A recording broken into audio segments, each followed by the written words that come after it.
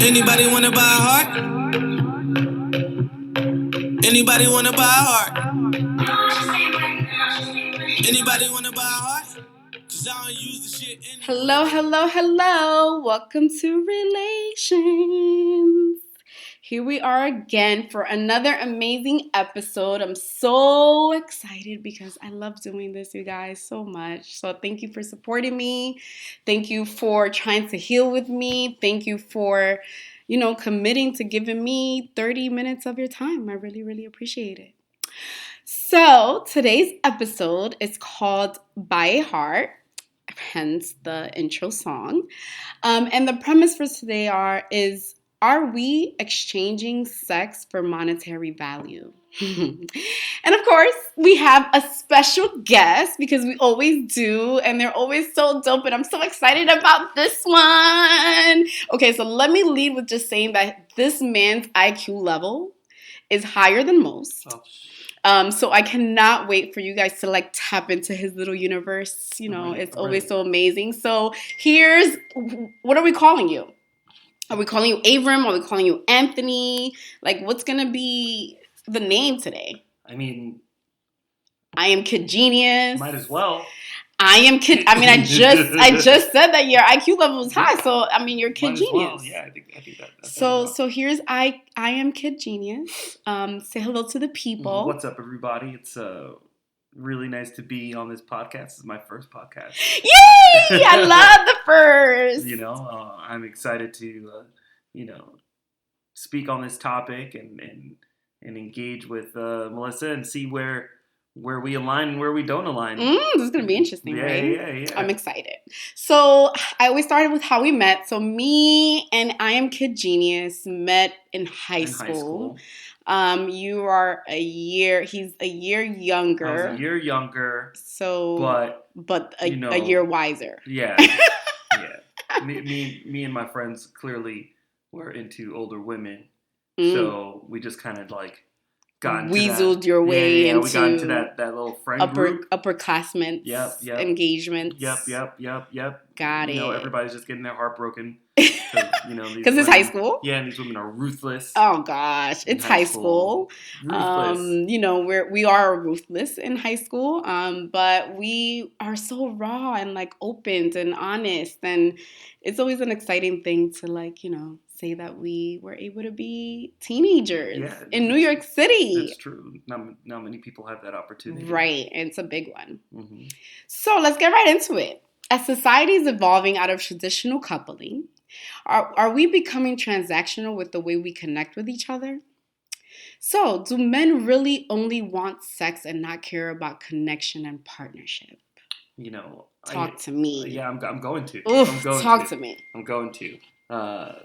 This is a really interesting topic because, living in the social media age, people care more about how they're seen than what and who they actually are. And when it comes to masculinity and having the ability to create your own narrative that describes your masculinity, sex plays a role in how people perceive you. If you find yourself, it's almost like the more women, the more clout I have. The more influence I have. Is that taught, you think? It's 100% taught. I don't believe men are instinctively savages. You're not the savages. You're not the savages that people make or society makes you guys out to be. Right. I think that I think men and women instinctively look for each other, look for that partner to couple with and then to do life with. Mm-hmm. So do you think that we're coupling differently? Do you think that we are becoming a little bit more transactional in the way that we connect with each other? I think we are, and I think that has to do a lot with our attention deficit. At this point, At this point, we all have shiny ball syndrome. Like everything needs to be new, and if it's not new, then it's no longer exciting. The idea of building a house, brick by brick, and then filling it with furniture, and then putting pictures on the wall, metaphorically speaking, no longer exists. Really, all you need is a picture of a really nice instant house. gratification.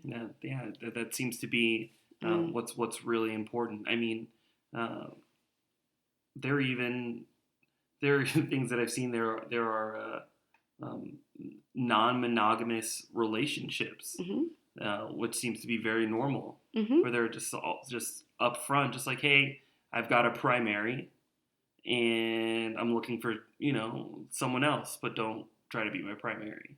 And it's just like, what? Well, then we're setting up like rules again, like around how we couple. Then we're not only becoming transactional, but we're setting up our own definitions of how things should work. Because it's it's ethical non-monogamy.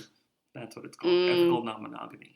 Ethical. So we still have ethics in being. There are ethics. So when we want to make sure that we know that, which is why we put it in the title. That's why they put it in what the title. This new description is. Exactly. And I find that really interesting because a relationship to me is between two people, and this extension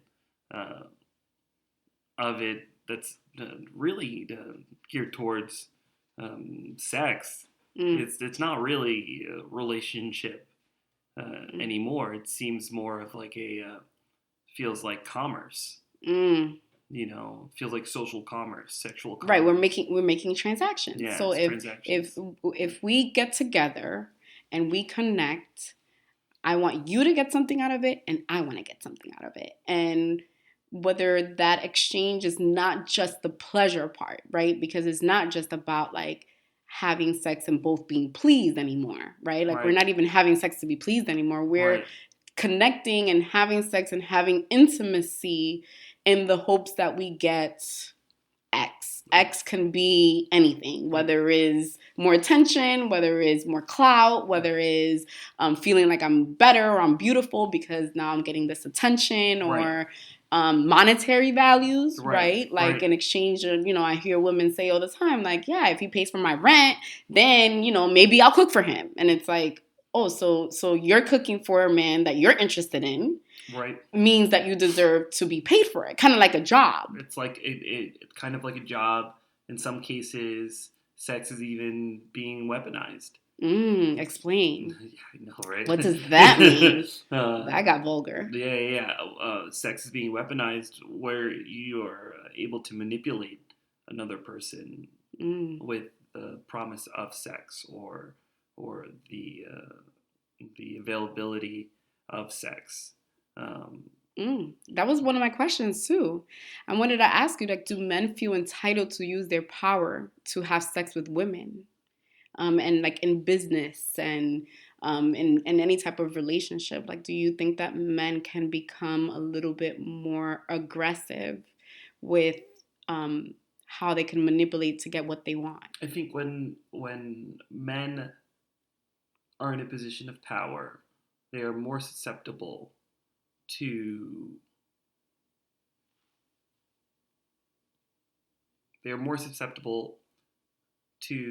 play into those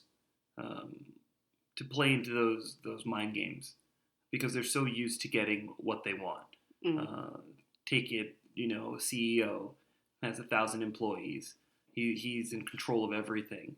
So when he sees a woman, he doesn't really see a woman. He sees an object. He sees a thing. And how can he get that thing? And so it's power tripping. It could be. It's a power tripping. It's a sense of entitlement. It's when the lines are blurred between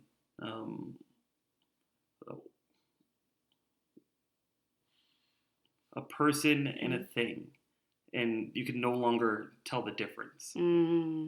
So what do you think blurs those lines? Is it the fact that we believe that there's a hierarchy of what we decide to accept or not accept in our lives? Is it coming from really insecurity in oneself and feeling like you have to close that gap and be manipulative because that's how you're fulfilling a part of you that may not be there? I think you hit the nail on the head. It definitely has something to do with insecurity and a void that exists, and sometimes men use sex to help fill that hole. Because growing up in the age that I have, up in the 80s, early 90s, the way that masculinity was expressed, no emotions, don't cry, you have to be strong, be a man, be tough. A man, be tough. Yeah. You find yourself as an adult not being able to express emotion, and you're trying to like push it aside, or like almost suppress it. It's suppressed, and with that suppression, you now, without that release, you've kind of started digging a hole within yourself. And without that emotional counterpart, sex is like a drug, and it's very easy to become addicted to it because it makes you feel good. Right. It's a physical thing, and if you don't take it to that deeper level of like spiritual connection and energetic connection during sex, you can't just have plain old physical sex without anything else. You can't. I mean, you'll end up continuing to have it multiple times with multiple people. More because like you're seeking something. It's like you'll never be satisfied. You'll just never be satisfied, and that's something that men need to understand, is that when you're seeking those type of relationships, you're never really going to get what you want. It's like getting an apartment, right? You want to live in a nice neighborhood. You want the washer and dryer. You got to pay more for it. If you want, the quote unquote perfect woman, you have to invest in that. Into yourself and into her. And self has to start with self, right? Because no matter how amazing that person is, you won't be able to appreciate them until you are able to appreciate yourself. Yeah, it's true. Oof. So do you think that men, are we becoming transactional with sex? Like, let's kind of define where we are at right now. Like, what's this idea of, well, I'll give you this and then I get that. Like, are we just not being satisfied enough? Are we just really need money and things so much that we're willing to use what we got to get what we want, right? Like where that phrase comes from. No, I think sex is a tool, and the same way that money is a tool, the way that power is a tool. And it has become a tool. When people are disenfranchised to any of those tools, they're going to use the one they have. And we were all born with our bodies. And if that's what we got, that's what's going to get used. So there's a lack of tools, maybe. It's possible. That just came off the top of my head, right, really. Right. Just thinking about it. No, I mean, it makes a whole lot of sense, right? Like if I always used to joke around when I moved across the country, like, oh my God, if I don't find a job in like X amount of time, I'm going to end up having to get on that pole. Yeah. And I'm like, wait a second, Melissa, get your life together. Because again, when you run out of options, and you have to make sure that you sustain your life is livelihood. Right. It's survival of the fittest. Right. You're gonna use what you got. And if all I had was my physical self, and I thought my brain was more valuable than my body, so I decided to get more jobs that involved me using my brain more than my body. But there were times that I was like, well, if I don't have any other options, I guess I have to go that route. I mean, I think this is a perfect segue into articles that have come out over the last 2 days about Cardi B and her her drugging and robbing men while she worked as a stripper. She essentially Bill Cosby mad dudes. But to her, she also had a sense of entitlement. Like, well, you got the sex, so what did you think was going to happen? Type of thing. But men can't think. But she ended up going all the way with them, or she like tricked them before she had sex with them. I didn't read the article. Like she would, like she would fuck them and then take their shit, and that's not an uncommon thing to hear in stripping and prostitution or overall. Right, using your body to get what it is that you want, especially women on the women's side. Just that whole, you never know really who somebody is. I mean, that's a perfect example of how sex is transactional or weaponized. Right. I would even like look at it as like, you don't know how far somebody would go until they had to do something that they felt like they needed to survive. Like sometimes maybe not every time had to do with greed. Sometimes it's need, right? That's also possible. That's also possible. Like it's not a character flaw. It's, you never know how much you would do when you're pushed. And it's not to say that, it's only men with power that have to fulfill their insecurities by taking advantage of women, or women that don't have money that find themselves using their bodies to take advantage of men. It could also be women in power, that are taking advantage of men, and also men with no money that have to use their body to get the things that they need also. So I just don't want it to be like a woman, like a woman bashing session. Right. I just don't want the narrative to be like, men are rich taking advantage and women are poor, and that's how they get up. Like it's classism. I get that. I understood what you were saying when you were effectively communicating it. So is your intention as men and goal to have sex with a woman from the moment that you meet her and you're attracted to her? Like, is that the goal that men usually lead to, and then it falls maybe into a relationship, or maybe becomes more serious? Or well, I think I can say that I can't speak for all men, right? No, just from opinion, from my general opinion, I would say that sex is a very important part of courtship. I think it's something that's on the front of our minds. Wonder how it's going to be, if there is a connection during that experience, or am I just wasting my time? I know when I met my wife, I made her wait, and she was like, I want to do it. And I was like, oh, so you made her wait. Yeah. By the way, he's married, y'all. Yeah. I only made her wait like it was like 3 days after, and I was like, bang, we good. You just wanted to decline it initially? Yeah. Was it to prove something to yourself, to prove something to her? Like, what was the message you were trying to convey? It was a power play. It was a power play to show that I had restraint, and that you're not thirsty. Yeah, that just didn't have control over me. I think it would behoove most men to practice more restraint. To allow that new energy to fill them. Just like, wow, I stepped back, and you know what? Actually, things didn't fall apart. Everything got better.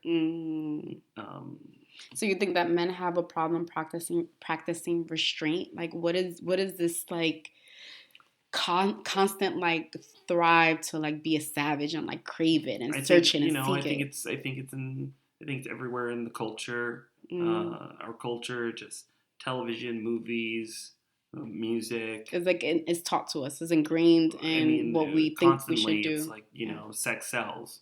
We every day. If we were living in the Amazon, and we were just like Aboriginal tribes. It's like, you know what? We're actually not thinking about sex today because we got to go hunt and we find gotta this go food. exactly, exactly. So we're constantly being marketed to, even within our own social groups. So what do you think that this transactional phase that we're in transitioning or not transitioning into because we're already in it, what do you think that is that helping or hurting the evolution of our society? Well, the evolution of our society. Well, I think first things first. I mean, so many things play a role into that. There is an economical aspect of it. You know, there is a overall population aspect that comes into it. Like, so was the let's go through it one by one. What does the economical portion of it affect? The cost of living keeps going up. So in most cases, not all, in New York City, to rent a 1-bedroom apartment, you need to make at least $110,000 a year, or you don't get approved. So bringing another kid, you know, and I've got 2 myself. Yeah, he's the father of 2, y'all. it gets really expensive. Yeah. You have to work a lot of hours. You got to really hustle to get those things done. So it's survival of the fittest again. Yeah, it's Darwinism. So do you think that there's an aspect in it that we're just evolving into like a different time where coupling doesn't have to just be based on love and marriage, that maybe it's okay, and this is me, I'm still exploring this, I'm still trying to understand it myself, but like the idea that we are meant to connect with different people in our life, and is it really that much of a requirement anymore to have to be coupled? And yeah, I think in my opinion, I think what we'll see is people will begin coupling much later in life, late 40s, 50s, so they can take advantage of the time that they feel beautiful, or the time that they're making the most money. Whatever they're missing spiritually is going to get filled with those drugs that make them feel better. Sex, money, power. So I think we're in a trend of just later coupling, more sex, more sex that doesn't lead to pregnancy or relationship or anything, just transactional. Just I feel good, and I'm gonna keep going. Right. I got time. And I think also it's a part of it is like even looking at our evolution, like, back in the day, I mean, we needed to couple, right? Like women couldn't work at some point. Like there was all these laws that were against, kind of us being separate. And now we've become very individualistic type of society. Yeah, independent. Yeah, very independent. And so now it's like, oh, well, if we couple, we have to want to couple because we don't need to couple. Right. So, I want a lot of things. So I don't know if I want to couple with just one person, and I don't know how I'm going to choose them. And so now we're being a little bit more choosier and a little bit more it's also evolved. It's like choosier, open-minded. The idea of coupling could be seen as a hindrance, a socioeconomical hindrance. You can't travel to the countries you want to travel to because you have to think about this other person. And that if they want to go or not go. Well, I'm not. I know. I'm not doing that. We all going. You get on a plane. We all going. I mean, I don't know. We can't all go. I don't know, Melissa. If you wake up today and you're like, I'm getting on a plane. Well, I never wake up like randomly and just I'm a planner. I plan. Yeah. So I'm responsible with my my decisions. Are you coming with me? Are we all doing this? They're gonna be like, nah. And you're gonna be like, well, I'm going to Iceland. I'm sorry, but I have to go, you guys. I need a mommy break or a wife break or a life break. Yeah. I need a me time. Like I think that should still exist when you couple. It should. Right? That shouldn't go away. It should, but I mean, these are things where in society are you learning about how to be in a relationship. You're not really learning them in movies. In movies, what you see is how to get the girl, how to get the guy. But not keep them. I mean, no, it just ends. After that, it's like, oh, happily ever after. That is so true. You know, nobody wants to watch a movie about the struggle, about the work, about the investment. Oh, you're so right. It's like so romanticized, and it's missing which is why people give up so easily, because you think it's just supposed to be romantic, and then when it goes, when it gets crazy, you're like, oh, I'm out. But it's actually, that part was always part of it. It's always part of it, always part of it. And I think that, you know, we are being exposed more to it. You know, my parents never talked about their problems, but I know now that they exist, and I'm going to make sure that my children know what a real relationship is. Let's be honest with our kids. Let's be honest with our kids. I literally been saying that like every other episode. And I think then with all of that knowledge, what a relationship is, the ups and the downs, that the way that they see sex will be hopefully less like a tool and more of a connection building aspect of their life. So how are you healing your lineage in this new form of connection? I'm sure that's one of them. Oh, you know? Me personally? Yeah. How are you healing, right? You're saying your parent, you're already doing something different than your parents. That's already something you're healing. What would be another thing? Right. I personally, you know, being married for 8 years has not been an easy experience. So I think it takes, you know, for me, it's taken a lot of work. Marriage counseling, therapy, you know, sometimes at times taking just a full-blown break, just to make sure that I'm okay. Or she takes a break to make sure that she's okay. But at the same time, you know, making sure that our kids are okay. You know, there's nothing wrong with a timeout. You know, just to get yourself together when it's done with love, but not a timeout when it's out of anger and reaction. Right. We have to get out of this reactive state and be able to talk about our emotions, how we feel, and real ways that healing can be applied. I dig that. That was good. That was real good. Well, you guys, it's another amazing episode has concluded. Thank you so much. I am Kid Genius. We definitely could do it a million times again. Thanks for being here. Thanks for being honest. Thanks for trusting me in this process. And let's continue healing. Make sure you stay tuned for the after credits. Remember, that's the best part. So see you guys soon. Later. Anybody wanna buy love? Anybody wanna buy love?